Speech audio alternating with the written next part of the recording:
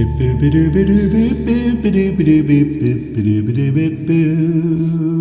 we are again. We are back with you once more. It is a beautiful day outside. I can't begin to tell you how lovely the weather is right now. We are back together. We are here. We are live from the birthplace of the English language, which just happens to be, oh my goodness, this is English Addict live from England.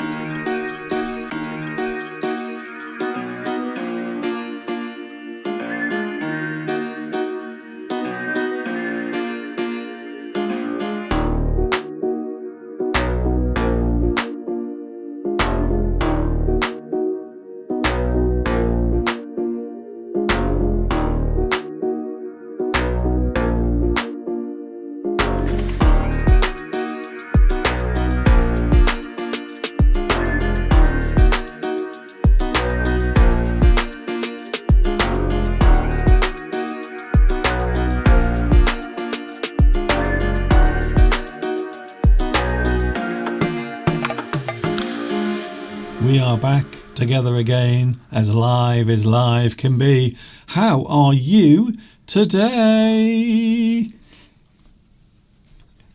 I see, Mr. Steve, already you have your fingers crossed. I've got my fingers crossed, Mr. Duncan, because you know what happened on Sunday. On Sunday we had some technical problems.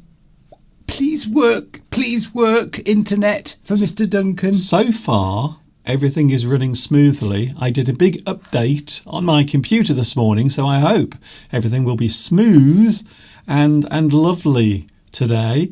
Talking of smooth and lovely, here he is. It's Mr. Steve. He's here and I'm here. My name is Duncan and I'm one of those up there. A lot of people say I'm one of those. I am an English addict. Mr. Steve is one of those as well, and I have a feeling you might be one of those also. Some of them are, probably. Hello everyone. I've just realised I can't unclick my fingers. Okay. That was painful, Mr. Duncan. That unfortunately is Mr. Steve's rheumatism. Well, I've been digging in the garden, hard at work. Look, mud.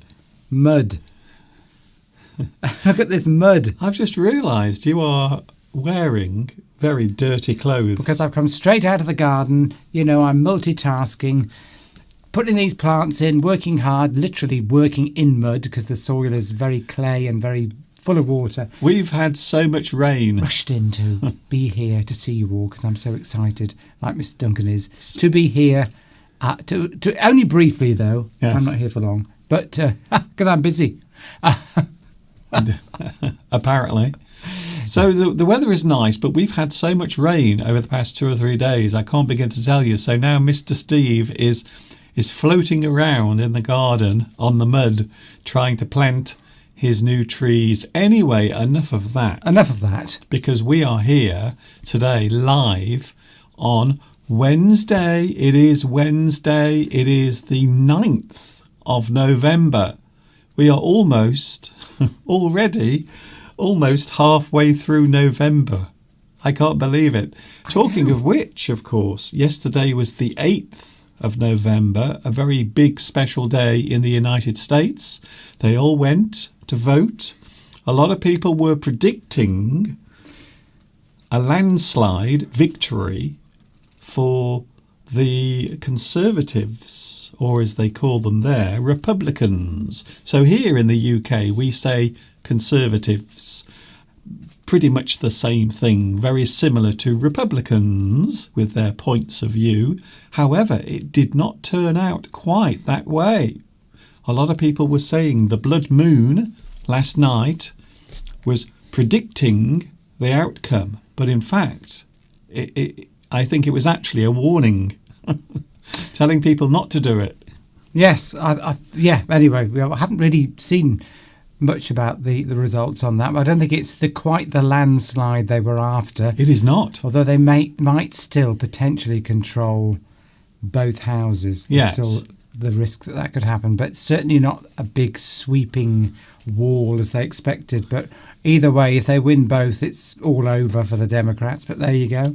Well, when we say all over, I don't think it's actually all over in that sense. But I think it has taken a lot of the steam out of a certain Mr. Donald Trump. Yes. He was expecting everything to change completely and have a real big victory, but it didn't happen. It didn't turn out like that. What do you think? What do I think? No, you. Oh, what do you think? Well, if you want to ask what I think people now are quite wary of this particular man because they've been fooled before. And there is an old saying, isn't there? Go on. Fool me once, shame on me.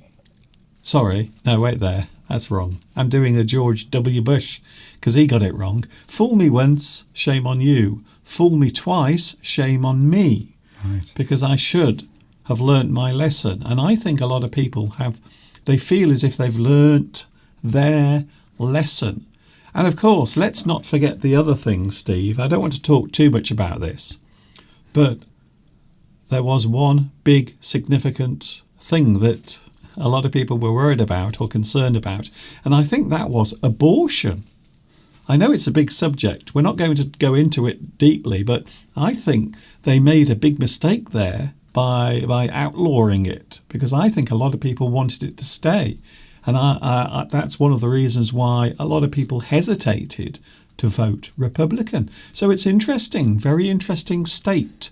I know all the results aren't in yet, but it would appear that it's not quite the victory that they were hoping for. So it's an interesting time.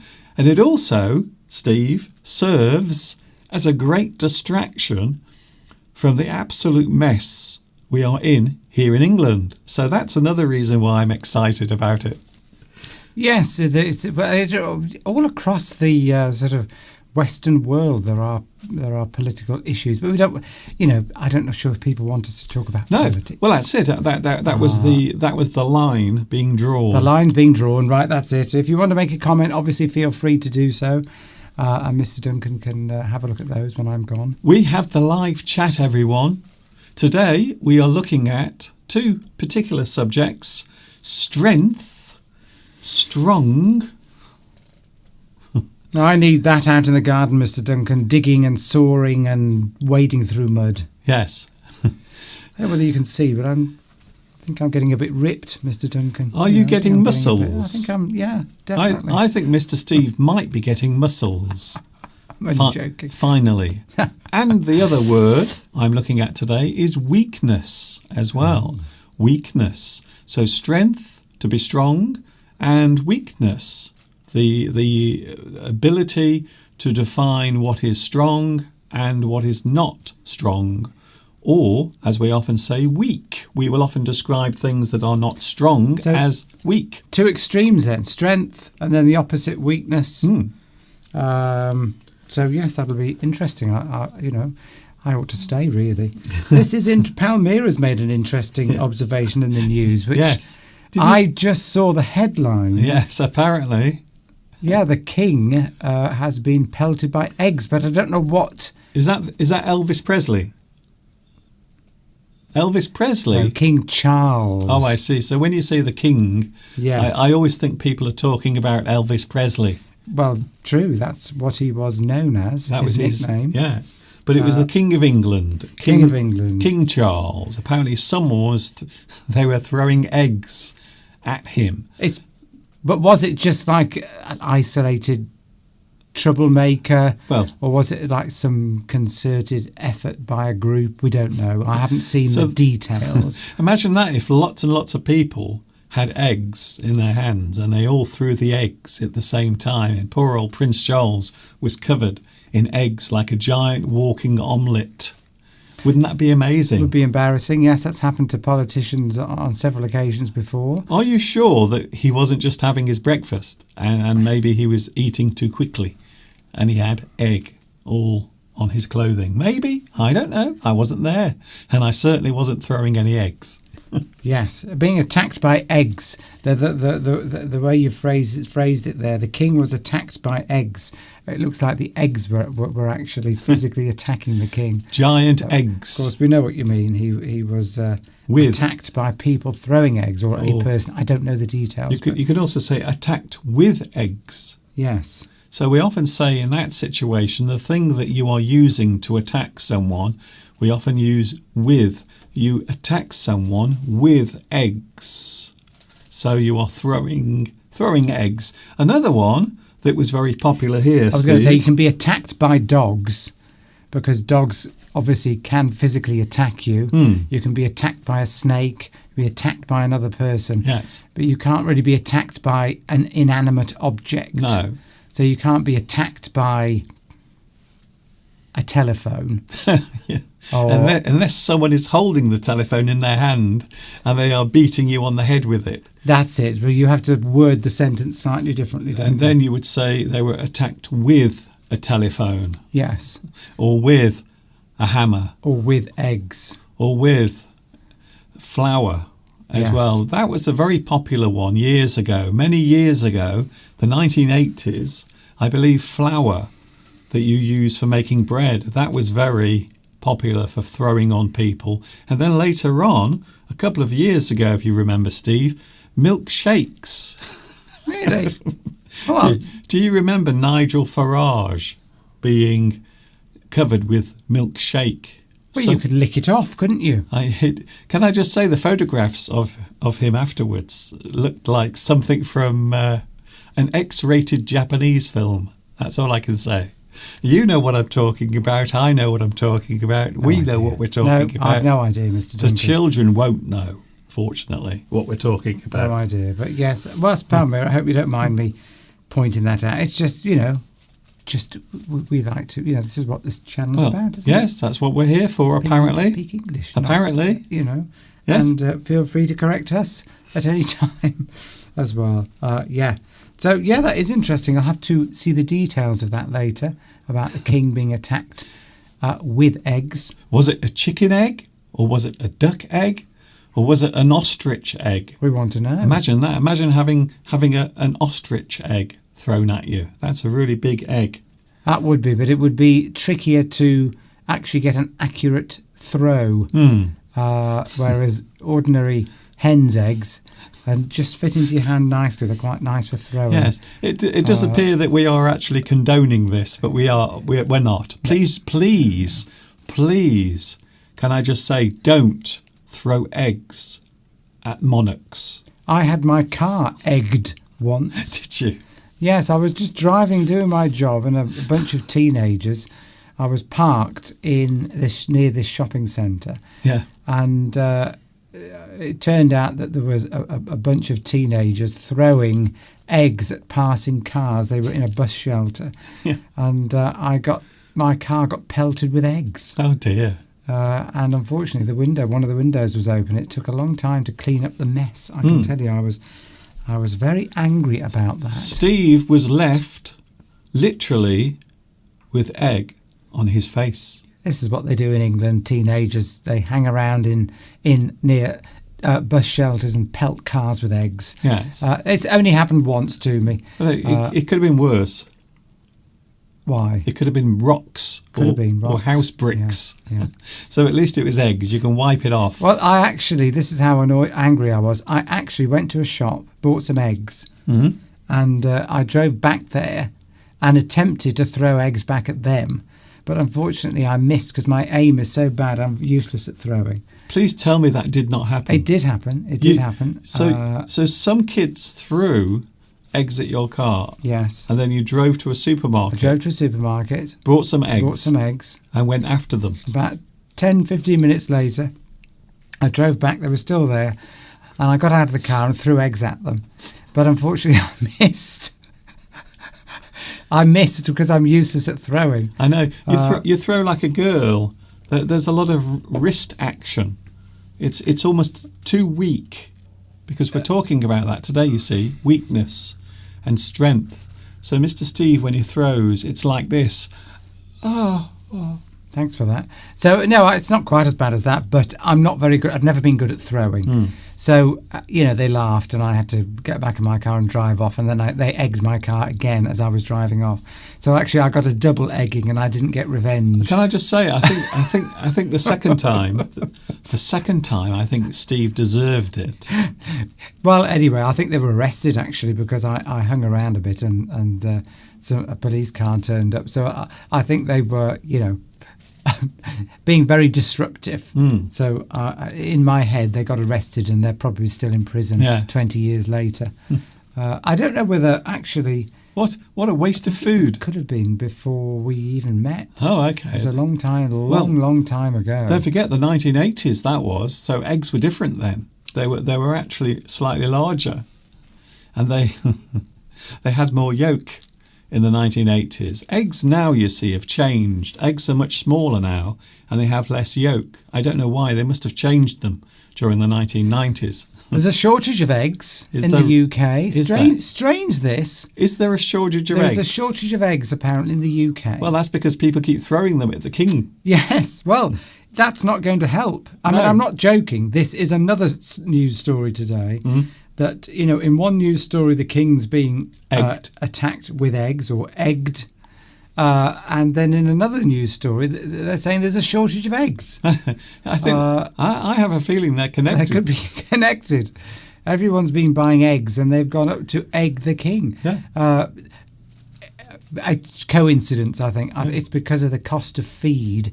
Since the pandemic, it's gone up, and lots of people that used to grow eggs, have chicken farms to grow eggs. Yes, you don't grow eggs. Apparently, the fields. Do you grow eggs? The fields produce eggs. You produce eggs. You don't grow eggs. You produce eggs. There isn't a field.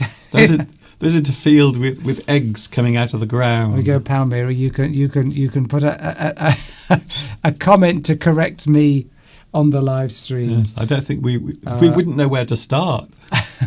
Yes, so a lot of egg producers have stopped producing eggs because it's too expensive. And of course we have bird flu at the moment. Yes. Avian flu, not as we don't have it. A third related story. Can I just say we don't have bird flu, but there are cases. So if you have a chicken farm or a turkey farm, you have to, in the UK, I don't know if that's in other parts of Europe, all those birds now cannot be allowed to be outside. They have to be inside. They're in lockdown. They're in lockdown. The chickens are in lockdown. You're right, Mr. Duncan. The chickens and the turkeys, that they are now having to stay at home. They're working from home at the moment. They've all got their laptops. And it's so that they don't come into contact with wild birds who are carrying the flu. Because if the chickens are roaming around outside and the turkeys, which they do, then the wild birds that have got the flu, and I think I'm right in saying that the bird flu is carried by, it's wild birds.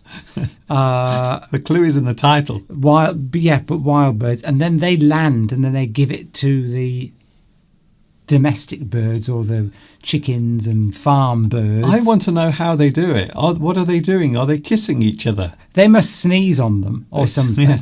I think there's some very strange behaviour going on between all of these birds. A pigeon is now landing on the ground, and a chicken is going up to the pigeon and saying, "Oh, hello.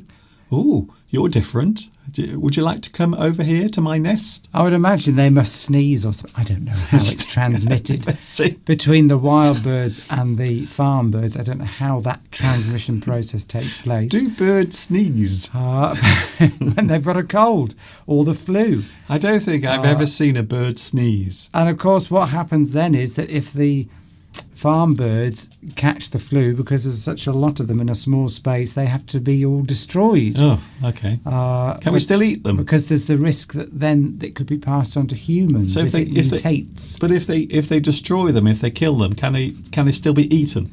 Well, you would think so. But I don't know how long the virus lives in dead tissue, so I don't know all that. Couldn't you put them in a very hot oven? Couldn't you fry them, deep fry them? Well, in theory you could. I think this has come up before, Mr. Duncan, when we've had outbreaks of bird flu. They've said you have to destroy all the chickens and turkeys, but when the question is asked, could you eat the meat, they would say, well, probably if you cooked it high enough, but they don't want that to take place. Yes, they don't want the risk, you see. They don't want the risk of you catching something. But I think it's a terrible waste of food when you think about it. Well, so not only are we wasting eggs, we might be wasting chickens and turkeys. And there might be no turkeys, you see. No turkeys for Christmas. Yes, Michael, pigeons can have flu. There is a type of flu called bird flu, which is different to human flu. And cats, dogs, they have their own type of flu as well. All these animals have that. And normally you can't. So if a bird gets flu, it's a specific virus to the birds. And it can't be, humans can't catch it from birds. No. But it can, but in theory, normally it doesn't, but in practice it can happen. So it could be transmitted. It can from birds to humans, but we're not sure. But it does happen. That's the danger. Yeah. And what can happen is when it gets into lots of birds, it can mutate a little, and it can mutate into a form that then is transmitted to humans because they're very closely related viruses. I don't know all the details. But yes, well, I have noticed that, but. Please, more than anyway. Please be careful. Please be careful if you are feeling amorous towards your chicken, yes, or turkey. Do not be tempted to have a kiss and a cuddle with your bird, unless that bird is a female human, and then you're okay. Well, lots of human flu actually does start in chicken farms in Asia somewhere. Yeah. Anyway, let's cut that one off. Okay. I thought you were only staying for 10 minutes. I was. Revenge of the chicken, says Nitram. Yes. For eating billions of their kids. Yes. That's it. Yes. Yeah. Maybe nature, because this is happening. Everyone's talking about the environment and nature again, with the most useless gathering of people ever. And that, of course, is COP27. COP27 is where lots of people fly from various countries on very air-polluting aeroplanes, and they all meet and wine and dine in very posh hotels, and then they talk about how they're going to save the environment. And then at the end of the meeting, after they've had lots of lovely meals and congratulated each other for how wonderful they are for saving the world, they actually decide that they can't do anything, but they do agree that next time they will try better. And that's it. And that's it. The latest thing they've come up with, Mr. Duncan, is that rich Western countries will have to pay reparations. So, most of the countries in Europe, America, the UK, this is being put about now that we have to pay reparations. But to who? To poorer countries. But that's almost that's about 70% of the world. So that they can, because obviously we want other countries to develop low carbon usage. Yes. But they are saying it's too expensive for them to do it. They've got to carry on burning coal. But they're right. Well, that's it. So what they want is us to pay them to have the carbon neutral technology. The only problem is, what happens when you pay lots of money to other countries? What happens to the money? Will it be used? Warlords and will get hold of the money, and you unless you send your own companies in to do it. Anyway, let's not go into that. But yes. So if we do that, we'll have no money. Well, that's it. It'll all come out of taxpayers' money. This is rather like asking a millionaire to give all of his millions to help lots of other people, but then he will have no money, and then he will be asking other people to give him money because he gave all of his millions away. Talking of which, Steve. I'm covered in mud. Yes. Steve, don't worry about that. I'm used to your dirt. Steve, one person has won nearly $2 billion. Yes. One person on the Thunderball, the big jackpot in the United States. One person, one ticket has won, I think it's 1.9 billion. Yeah. Phenomenal. I don't even know what to say. It's very rare that I'm speechless. One person has won 1.9 billion. And in fact, I think it's more than that now. Well, I'm hoping... I think it's gone over 2 billion. I think it's actually 2.1 billion because lots of people were buying more tickets. So the jackpot went even higher. Well, what I'm hoping, Mr. Duncan, is that the person that has won $2 billion needs to learn English. Yes, they might be watching now. They might be watching now. If you are the person who has decided to improve your English for whatever reason it may be, I'm not here to judge, and you've just won 2 billion. I mean, I'm not saying million, I'm saying $2 billion. I know it's a long shot, Steve. I'm going to try anyway. Here we go. I'm going to put it on the screen. If you would like to donate some of that, you don't have to donate all of it. But here is the address. There it is on the screen right now. If you want to send a donation, there it is. So to the new billionaire. I still can't believe that. I can't believe that one person has just won $2 billion. That's crazy. I'm not any billionaire or millionaire watching. Please, who wants to learn English, please feel free to donate large sums. Yes, and we mean large sums. Yes, it doesn't have to be large. It can be just $10 because that will save other people who haven't got so much money. Okay, won't have to do that, and then we can carry on. If they haven't got much money, if the people who haven't got much money aren't going to donate to us, so I'm not worried about that. But if you are loaded, if you are a person who has just won $2 billion, I'm sure you can spend or spend. Yes, I think you can spare. You can spare a little bit of that, I'm sure. So there it is. I want Mr. Duncan continue doing what he's doing. By the end of the day, I want to see. Because you do need to fix your internet. My internet, my computer, my studio, my teeth, they're all falling out.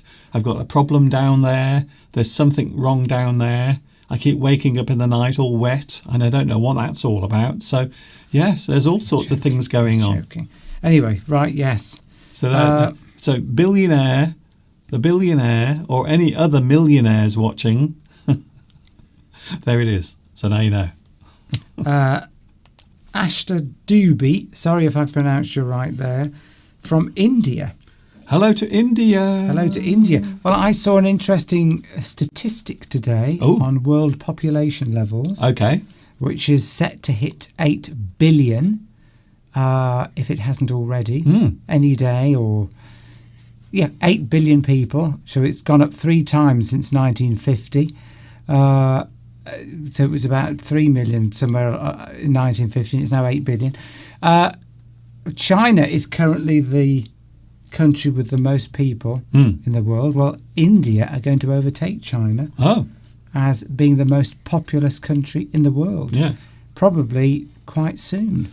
Yes. I think the problem with China, I think they keep rounding them up. Well, theirs is going to start going down. And logging them away. And apparently the world population will peak at 10 billion probably in the next 20 years. 20 or 30 years, and then it will start to decline, apparently. But there we go. I just thought I would mention that.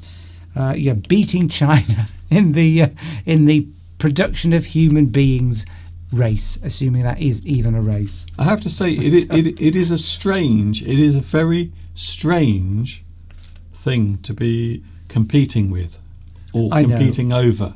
I don't mean it to sound like a competition, but you've got a much younger population, which would be very good. Yes. Because we need more younger people in the population getting older. Yes, well, not necessarily the world, but certainly in this country, we have too many old people.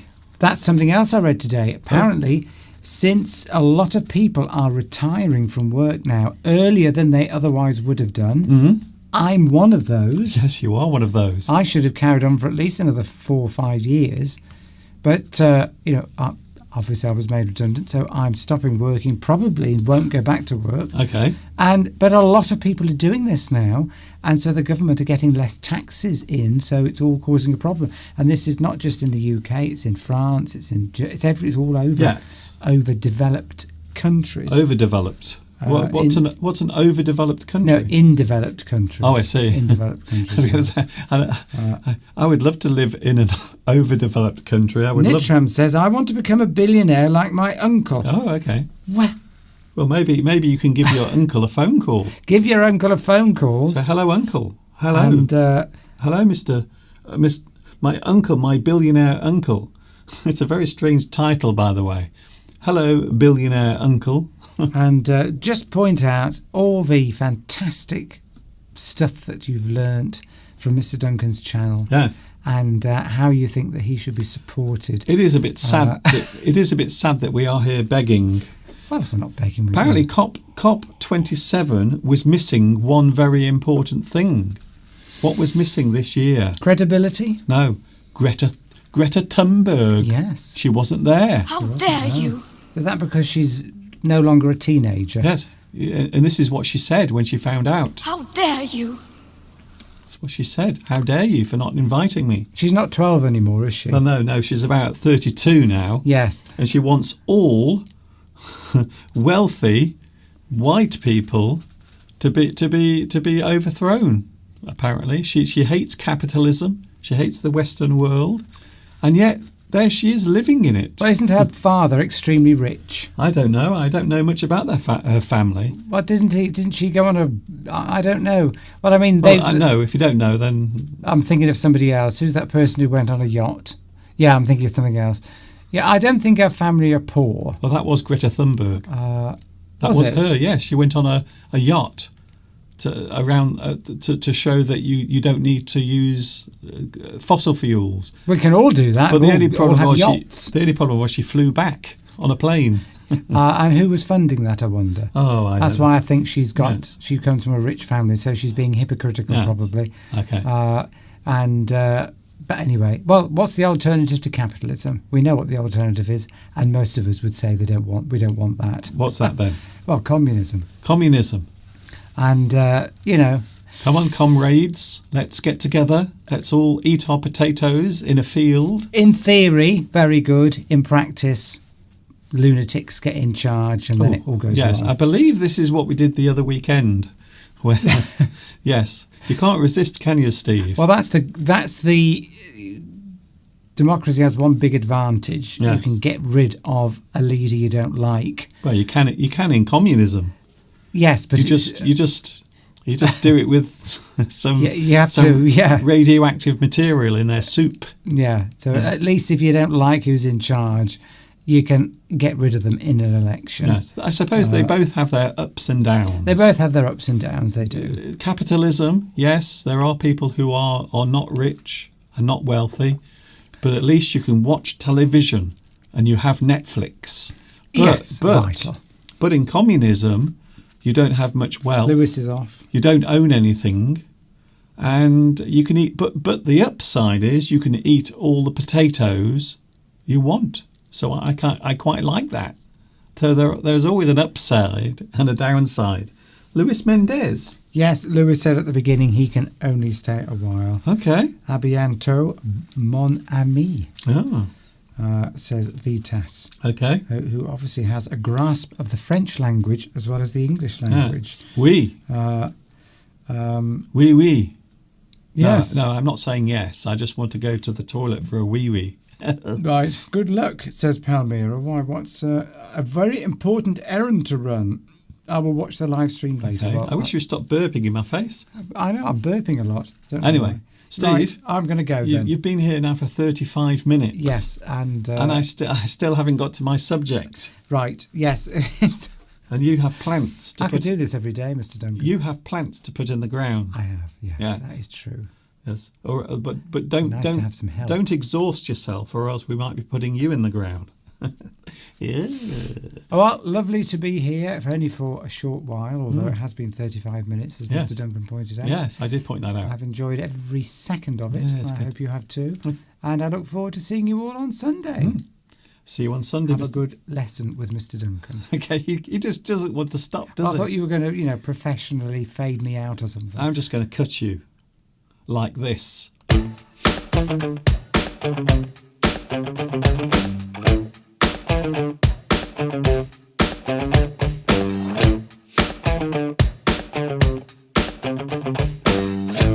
New English Addict is with you today. It is Wednesday. I hope you are having a good day where you are in the world. It isn't too bad here. We are having some lovely sunshine. The sun is out. The skies are almost blue. We have a few clouds here and there, but at least it's not raining.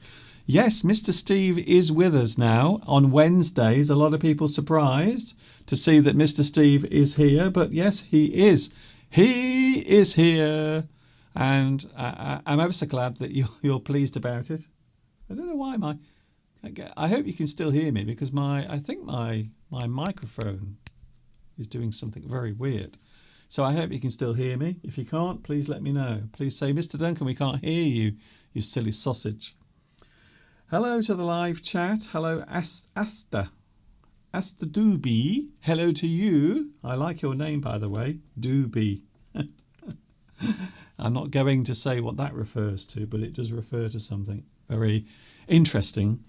Hello also to Mosen. Hello, Mosen. Hello, Magdalena. Nice to see you here as well. Hello also to Nitram. We've said hello to you already today, once. Hello also, Palmyra. And we had Lewis, of course, otherwise known as Luis Mendez. Luis Mendez is here today. I hope you are having a good day. Sorry about those sounds, by the way. I'm just making sure that my microphone is still working. Something very weird just happened. Hello to... interesting. Claudia is here. Hello, Claudia. I don't know why you can't hear me. Apparently a lot of people are saying your volume is very low suddenly. I don't know why. Very strange. I'm just going to blame Mr. Steve for it. That's what I'm going to do. I'm going to blame Steve. It must be Steve's fault. Hello to Vitas. Oh, you were first, by the way. Congratulations, Vitas. You were first on today's live chat.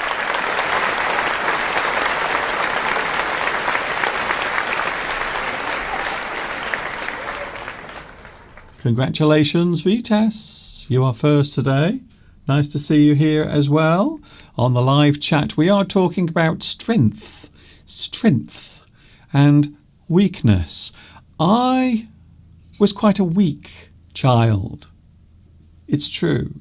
I was not very strong, not very athletic. It has to be said that I was not a very strong person. In fact, some people might say that I'm not very strong now. I would not describe myself as manly or macho. I would not say that at all.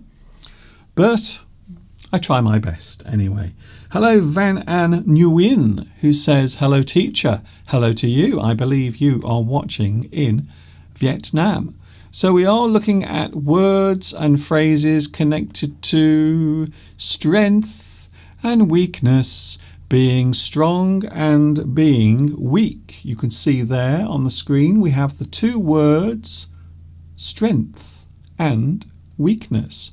So we will go through very briefly what these things are and what they mean. We often see the words strength and weakness as opposites, which of course is true. They are, generally speaking. Strength and weakness are seen as opposite words. We often see the words strength and weakness as opposites, as one tends to be positive and the other, quite often, is negative. So often we see the word strength as something that is positive. It is an attribute that is good to have. Strength relates to the ability to withstand and endure through difficult times.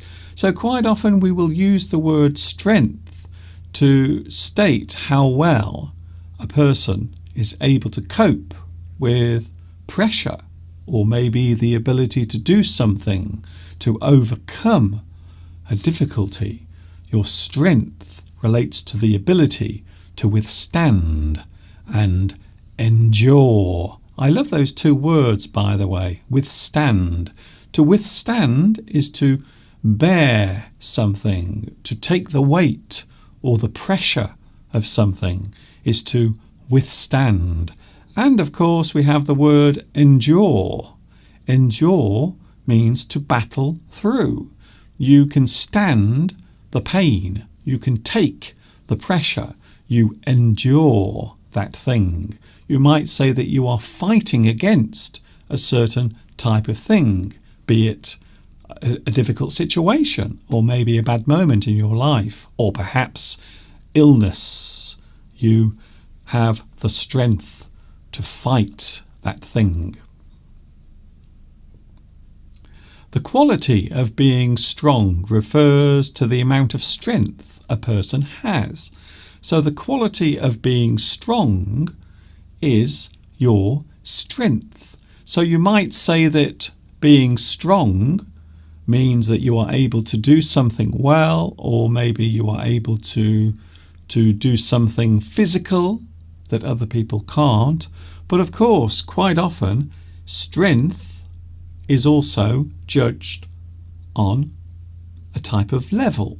There are different levels of strength. So strong just means that you have an ability to do something well, or maybe you have the power, and strength is the level. So you might have little strength, you might have some strength, or perhaps you have a lot of strength. The level of strength reflects one's stamina. Another good word. We are looking at some quite interesting words today, by the way. Stamina. A person's stamina.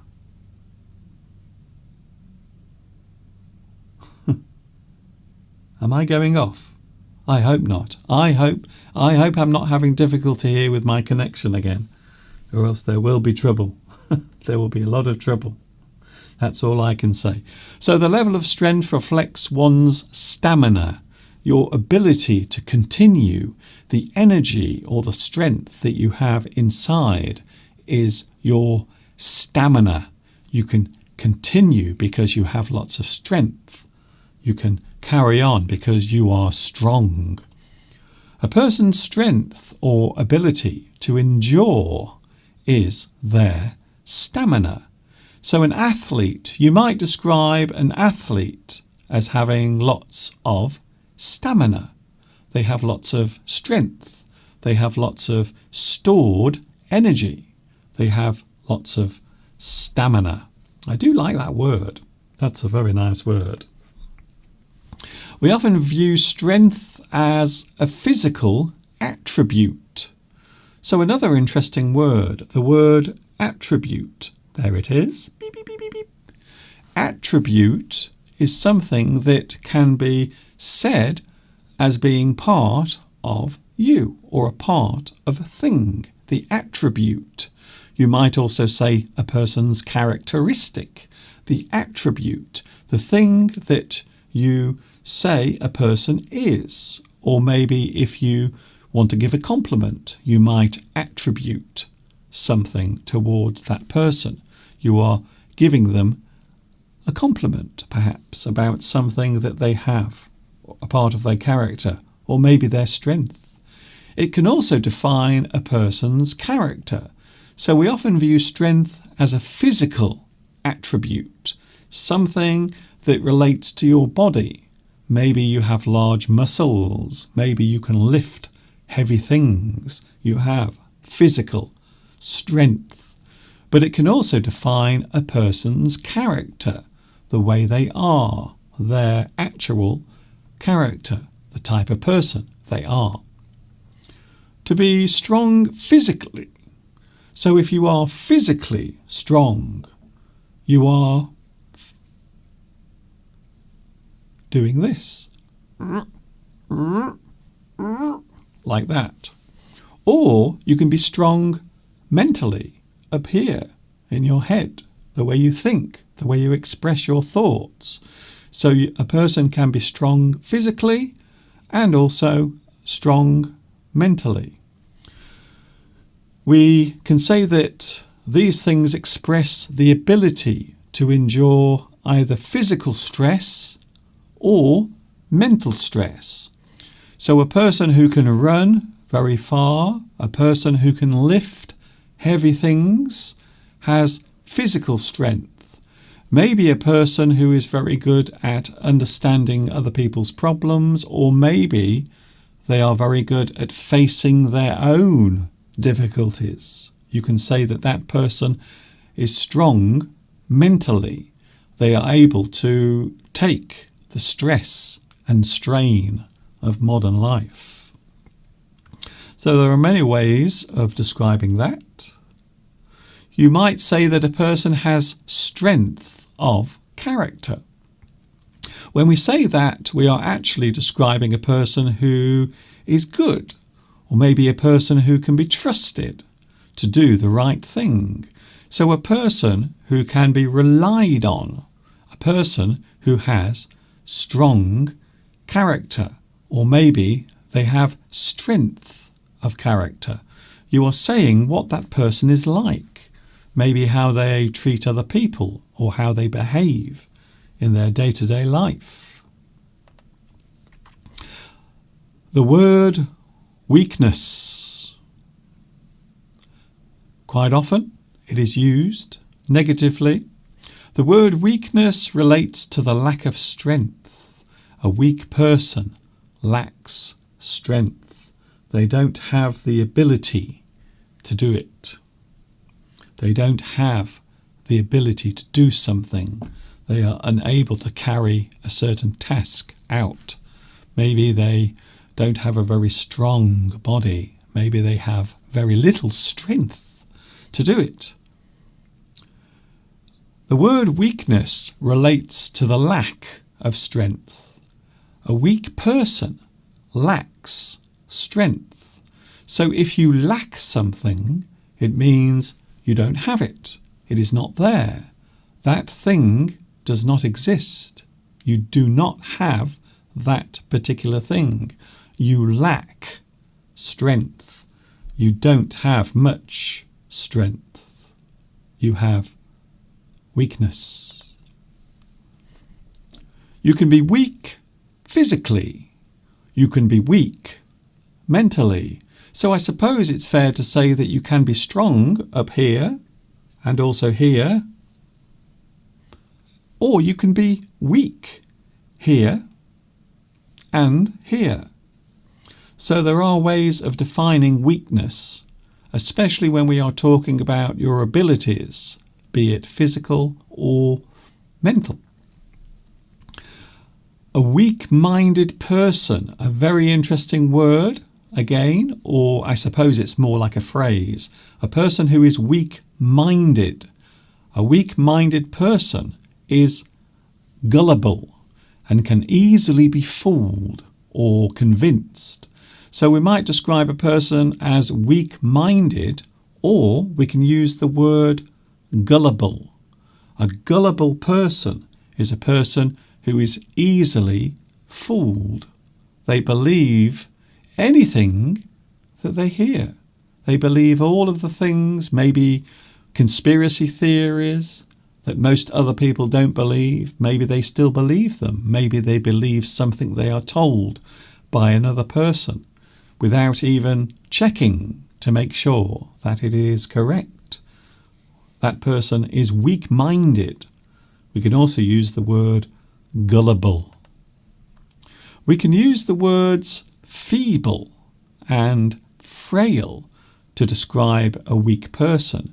So a person who is not very strong physically, or maybe a person who is suffering ill health, can be described as feeble and frail.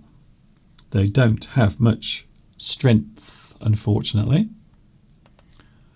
Strength and weakness can be also used to show the amount of flavour or the force of something.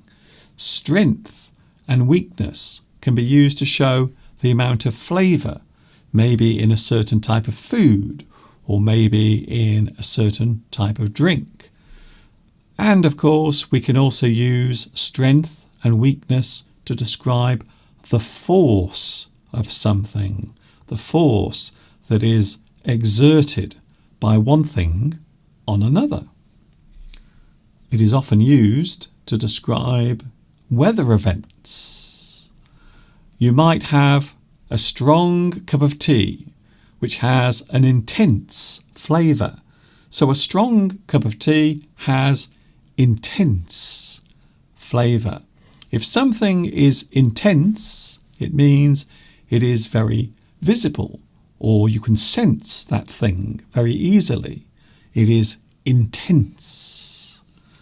You might also describe a weather situation. A strong wind exerts great force. So we can describe wind that is blowing strongly as strong. You can say strong wind or strong winds. Quite often when you are giving a weather forecast, if bad weather is coming your way, if you are having a lot of wind, you might say that there is a strong wind approaching. Of course, you can also use the word weak as well. Weak. A weak cup of tea has little or no flavour. So something that you can't taste, or maybe something that should have flavour, but it doesn't. We can describe it as weak. So maybe sometimes Mr. Steve, when he's making a cup of tea for me, sometimes he will do it very quickly, and the tea will taste weak. There isn't much flavour. And if you are talking about the weather, you might describe a weak wind. A weak wind exerts little force. There is no force in the wind. It will not cause any damage or harm. Both strength and weakness can be measured and compared. So you might decide to compare different things with each other. How strong is that? How strong is that? How weak is that? How weak is that? Or maybe you will compare both of them to see which one is the strongest and which one is the weakest. So there are many ways of measuring or comparing how strong or how weak something is. A structure or building can be strong and safe, or it might be weak and unsafe.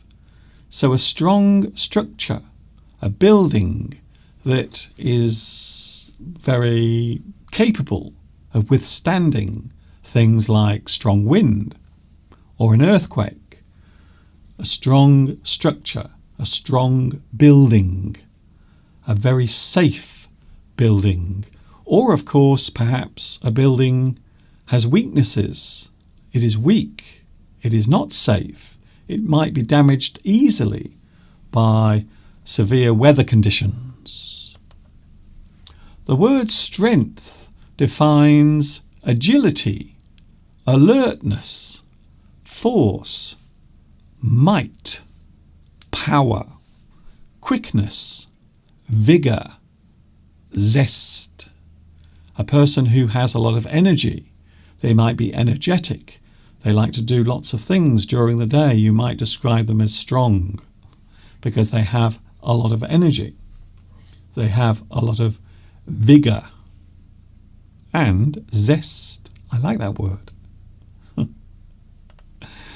The word weakness defines disadvantage, drawback, fault, flaw, failing, limitation, and weak spot. So all of those things that are listed beneath here can define weakness. Things that are without strength, or things that have very little strength. Words connected to strong, well, we can say something is strong, agile, burly.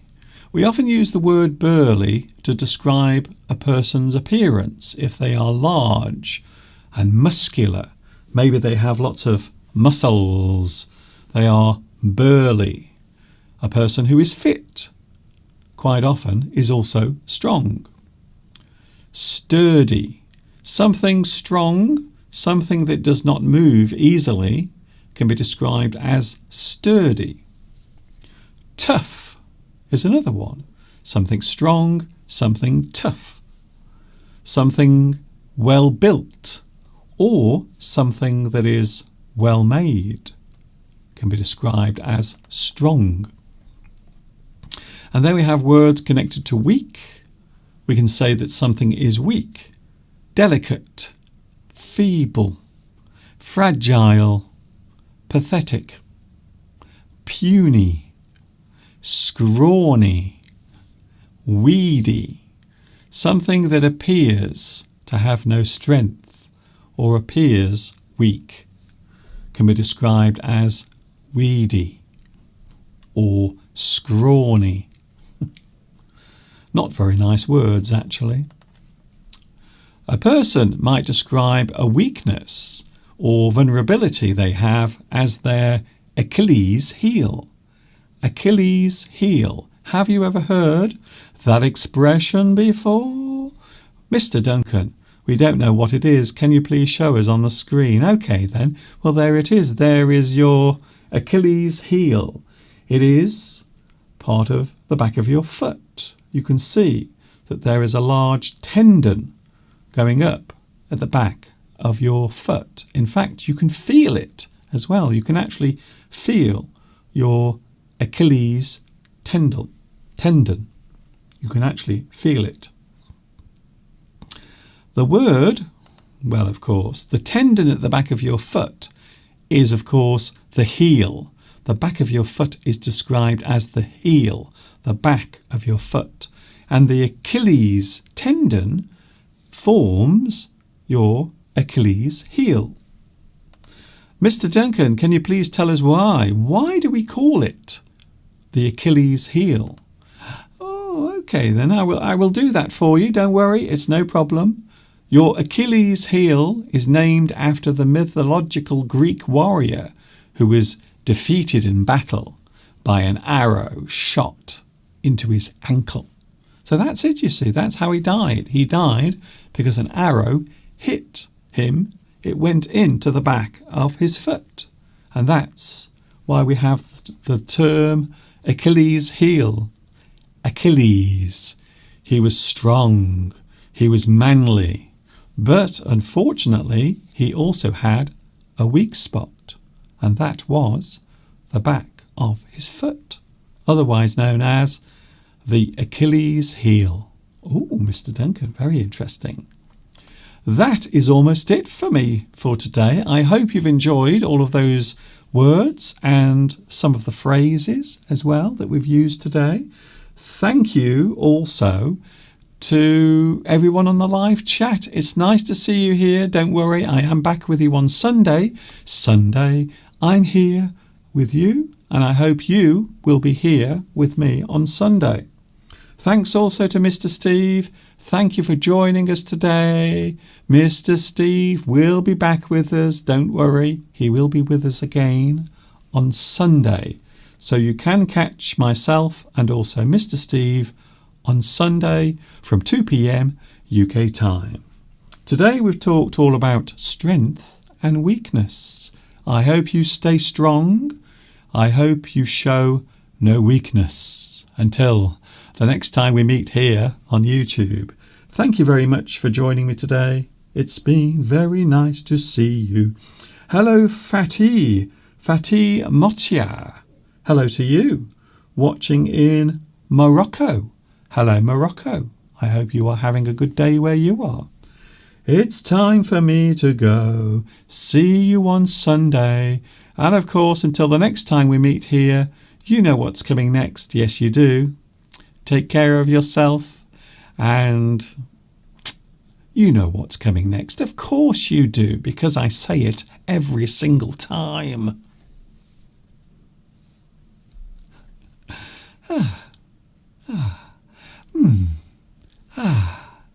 Ta-ta for now.